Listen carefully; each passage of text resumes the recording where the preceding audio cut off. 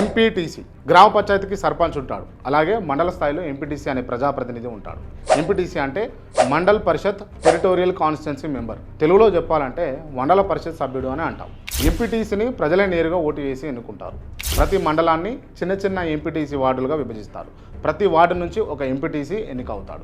ప్రతి 5 సంవత్సరాలకు ఒకసారి ఎన్నిక జరుగుతుంది. ఎంపీటీసీ అవ్వడానికి అవసరమైన అర్హతలు ఏందో తెలుసా? భారత పౌరుడై ఉండాలి, కనీసం 21 సంవత్సరాల వయసు కలిగి ఉండాలి, ఆ మండల పరిధిలో ఓటరుగా పేరు ఉండాలి, ప్రభుత్వ ఉద్యోగి కాకూడదు, ఎలాంటి నేర చరిత్ర కలిగి ఉండకూడదు. ఇవి ఎంపీటీసీకి ఉండవలసినటువంటి కనీస అర్హతలు. అసలు ఎంపీటీసీ పనులు బాధ్యతలు ఏందో తెలుసా?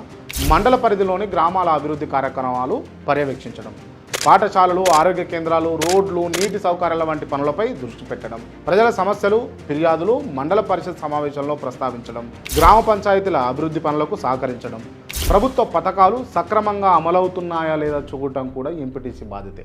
నిధుల వినియోగంపై సలహాలు ఇవ్వడం, పరిశీలించడం కూడా ఎంపీటీసీ బాధ్యతే. ఇవి ఎంపీటీసీ బాధ్యతలు. ఈ ఎంపీటీసీలు అందరూ కలిసి మండల్ పరిషత్ ప్రెసిడెంట్ అంటే ఎంపీపీని ఎన్నుకుంటారు. ఎంపీటీసీలు, ఎంపీపీ కలిసి మండల్ పరిషత్ సమావేశాలు నిర్వహిస్తారు. ఈ సమావేశాలలో గ్రామ అభివృద్ధి, పాఠశాలలు, పథకాలు, నిధుల వినియోగం గురించి చర్చలు జరుగుతాయి. ఎంపీటీసీ అంటే గ్రామం మరియు మండలం మధ్య వారధి. మరి మీ ఎంపీటీసీ ఎవరు? Tag this video.